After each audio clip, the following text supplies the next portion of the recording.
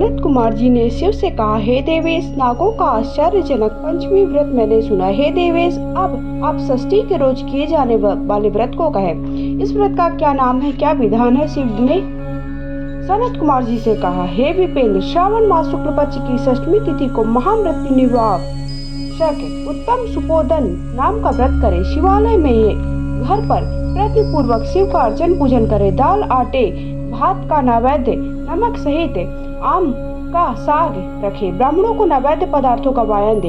हर हर महादेव, श्री शिवाय नमस्तुभ्याम। मेरे YouTube channel पे आप सभी का स्वागत है। श्रावण मास महत्व की कथा का 15वां अध्याय सुना रही हूँ। इससे पहले आप 1 से 14 तक के अध्याय का श्रवण करें, उसके बाद ही 15वें अध्याय का श्रवण करना प्रारंभ करें। वीडियो थोड़े पसंद आए लाइक शेयर करें, चैनल को सब्सक्राइब करें। जो विधि से इस व्रत को करता है उसे अनंत पुण्य की प्राप्ति होती है। इस संबंध में प्राचीन कथानक कहते हैं, रोहित नाम का एक राजा बहुत समय तक अपुत्र वाला था। उसने पुत्रार्थ अत्यंत कठिन तप किया। तप के प्रभाव से प्रकट हो ब्रह्मा ने उससे कहा, हे राजन, तेरे भाग में पुत्र नहीं है, फिर भी मैं तुझे पुत्र प्राप्ति के लिए प्रत्यार्थ कठिन तपस्या किए है।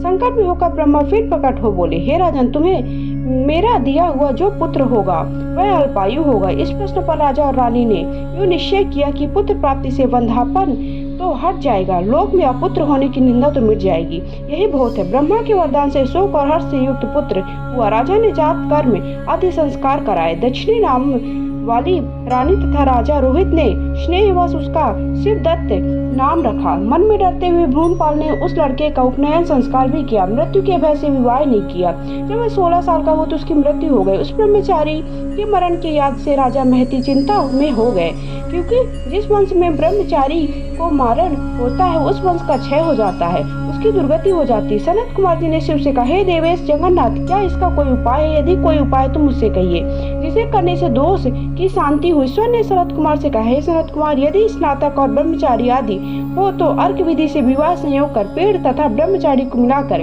देश काल गोत्र नाम को कहे। यह कहे कि मरे ब्रह्मचारी की शांति के लिए वैसर्गिक व्रत करता हूँ। देश काल को याद कर कहे, मैं अर्क विवाह करूंगा। सोने से अभ्युदिक कर पीपल शाखा तथा सबको हल्दी और तेल के द्वारा लेप कर पीले सूत से वेष्टिक करे। 2 पीले कपड़े द्वारा आच्छादित करे। अग्नि स्नान कर विवाह विधि द्वारा अध्यारांत हवन कर अग्नि में बृहस्पति कामचार बृहस्पति से होम कर सृष्ट कृतंग संगक होम कर कर्म को समाप्त कर यथाविधि पीपल की डाल तथा मृत सबको जला दे। मरण योग्य हो तो उसके लिए इस व्रत को 6 साल तक कर। ईश्वर ने सनत कुमार से कहा, हे विपेंद्र, राजा ने ब्राह्मणों से इस विधि को श्रवण कर अपने मन में विचार किया कि अमुख्यत अर्क विवाह मुझे उत्तम नहीं लगा। विवाह ही मुख्य होना उचित है, जिससे मरे जीव के वास्ते कोई बालिका नहीं हो देता। मैं राजा हूँ, जो कोई इसकी अपनी लड़की देगा मैं उसे रत्न तथा बहुत सारा धन दूंगा। नगर में एक ब्राह्मण था, तो दूसरे देश गया हुआ था। उसकी प्रथम मृत पत्नी से एक लड़की थी। दूसरी विवाहित स्त्री बहुत दुष्टा थी। उसे डाय से और बहुत द्रव्य लोभ के कारण लड़की देने की इच्छा प्रकट हुई। उसने 1 लाख रुपया लेकर 10 साल के उस दीन बाला को मरे हुए राजा के लड़के इसके वास्ते दे दिया। उस बाला को लेकर वे सब नदी के किनारे शमशान में गए। वहाँ सब के साथ बाला का विवाह हुआ। मनुष्य लोग विधि पूर्वक सबके साथ संबंध कराकर जलाने को तैयार हुए। तब बाला ने कहा कि क्या करते हैं? बाला की ऐसी वाणी श्रवण कर सब दुखित हो बोले, ये तेरा स्वामी इसी के देह के साथ तुझे जला देंगे। यह सुन बाल स्वभाव से डरती हुई रोने लगी और कहने लगी, आप मेरे स्वामी को क्यों जलाते हैं? मैं जलाने नहीं दूंगी, सब लोग जाएं, अकेली मैं यहाँ रहूंगी। यह सब उठेंगे, इसके साथ ही जाऊंगी। बालिका की ऐसी हट देखकर सब करुणा से वो चले। सब वृद्ध लोग भी दुखित हो गए। उन्होंने कहा, अहो अत्यंत कष्ट है, किसी को भावी कर्म नहीं जान सकते हैं। दीन संरक्षक दयालु भगवान क्या करेंगे? निराश्रय बालक एक कन्या सापाल्य भाव द्वारा दूसरी सौतेली माता से बेची गई है। अतः देव रक्षा को तभी इस बालिका को तथा मेरे हुए राजकुमार को हमें जलाना नहीं चाहिए। यदि आप सबको हमारी बात अच्छी लगती है तो यहाँ से घर चले। ऐसा विचार कर सब अकेले उस लौट गए। भय विकल अकेली बालिका शिव और पार्वती को याद करती हुई बाल स्वभाव से न जानती हुई कि क्या हुआ है, यो कह उसकी याद मात्र में करना पूर्वक पार्वती शंकर जी को याद करती रही। वृषभ पर सवार हुए शंकर जी पार्वती को देखकर अब उसने प्रणाम किया, पर यह देवता ऐसा उसको ज्ञान तथा उनके आ जाने से उसे बहुत आश्वासन प्राप्त हुआ। उनसे बोली, क्या मेरे स्वामी उठेंगे या नहीं? उसके बाल स्वभाव तथा दया से आर्द्र हो। शंकर पार्वती ने कहा, हे वाले, तेरी माता ने सुपोदन नाम का व्रत किया था। तिल तथा जल लेकर उसके फल को संकल्प कर अपने स्वामी को दे दे, और मरे हुए पति से कहे कि जो मेरी माँ ने सुपोदन नामक व्रत किया था उसके प्रभाव से मेरा पति उठ जाए। उसने शंकर और पार्वती के कथानुसार किया।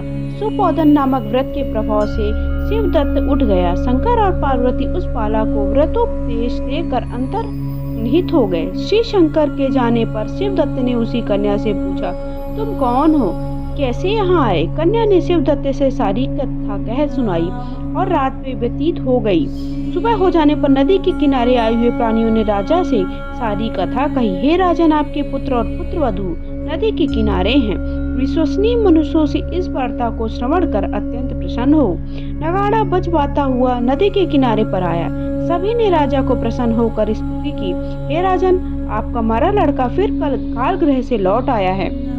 राजा ने पुत्रवधू की प्रशंसा की और कहा, मेरी स्तुति क्यों कर रहे हो?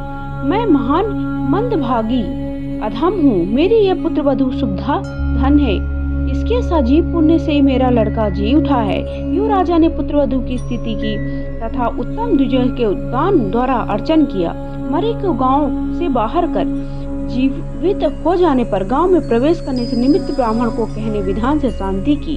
हे वत्स, मैंने तुमसे सुपोदन नामक व्रत को कहा है। इसे 5 साल करने के बाद उद्यापन करे। शंकर पार्वती का रोज अर्चन करे। चरु तथा आम के पत्तों से सुबह होम करे। पूर्व विधान से व्रत में नैवेद्य और वायन दे। इस तरह व्रत करने मात्र से प्राणी चिरायु को प्राप्त होता है। चिरायु पुत्र प्राप्त कर अंत में शिवपुर को जाता है। हर हर महादेव। श्री शिवाय नमस्तुभ्याम। श्रावण मास का महत्व का 15 अध्याय मैंने आप सबको सुनाया है। आप सबको थोड़ा भी वीडियो पसंद आता तो प्लीज वीडियो को लाइक करना बिल्कुल भी ना भूलें। इतनी मेहनत आप सबके लिए कर रहे हैं। अगर आपको थोड़ा भी ऐसा लगता है कि हमारे रोजमर्रा के जो जीवन में पूजा, व्रत, त्योहार कैसे पूजा करनी चाहिए, ये आपको जानकारी मेरी पसंद आती है, मैं कैसे पूजा करती हूँ, कैसे व्रत करती हूँ, कैसे व्रत से जुड़ी सारी जानकारी है, वो सारी चीजें, तो प्लीज वीडियो को लाइक करके चैनल को सब्सक्राइब करें। कमेंट बॉक्स में जाकर हर हर महादेव या श्री शिवाय नमस्तु भैया आप जिसके आराध्य, जिनका आप पूजन करते, जिनको आप बहुत ज्यादा मानते हैं, उनका नाम लिखिए। साथ ही साथ कुछ और क्वेरी है तो आप पूछ सकते हैं, या फिर आप कोई सजेशन देना चाहते हैं तो वो भी आप कर सकते हैं। अब आपको 16वां अध्याय कल मैं आप सबके सामने लेकर के आऊँ। बोलिए हर हर महादेव।